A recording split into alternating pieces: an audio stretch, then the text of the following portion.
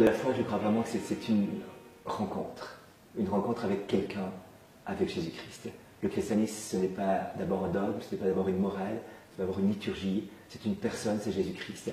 Et parce que j'ai rencontré cette personne, je veux le connaître en vérité tel qu'il est, ça s'appelle le dogme.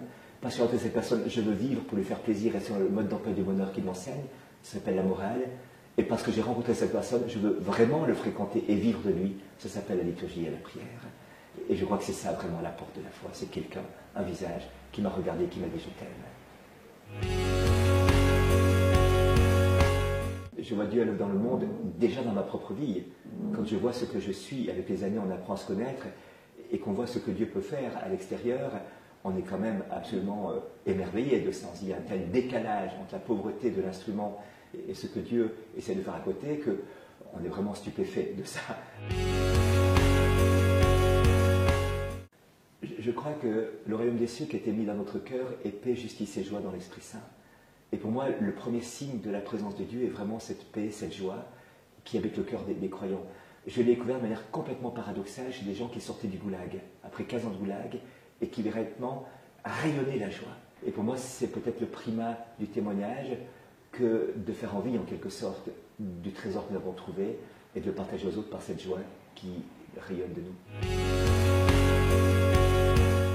Karl Marx avait dit que la religion était l'opium du peuple, et un grand économiste, François Perrault, avait dit non, non, c'est ce qui m'empêche de dormir. Parce que l'aiguillon de l'évangile, chaque jour me booste et me pousse à aimer toujours plus. Et la foi m'engage surtout à sortir de moi-même et de mon égoïsme pour me donner. La joie vient du don, nous disait Mère Teresa à quelque temps en permanence, et je crois vraiment que la foi m'engage d'abord à une hiérarchie de valeurs, le primat de Dieu dans ma vie, Dieu premier servi en toutes circonstances, et ensuite les autres plutôt que moi.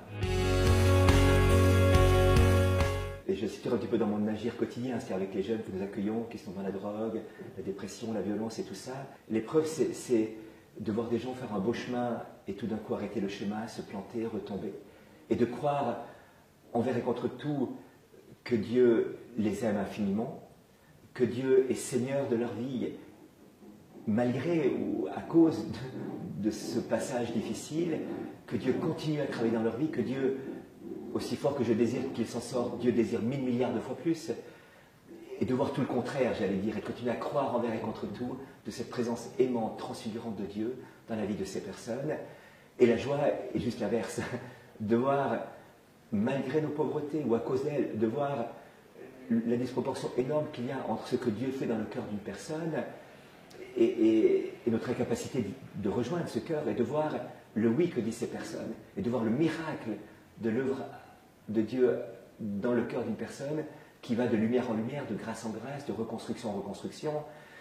Et ça, je crois que c'est une joie énorme, de voir la puissance de la grâce qui agit dans la faiblesse, de voir ce qui était impossible à l'homme de faire et qui devient possible par la grâce de Dieu.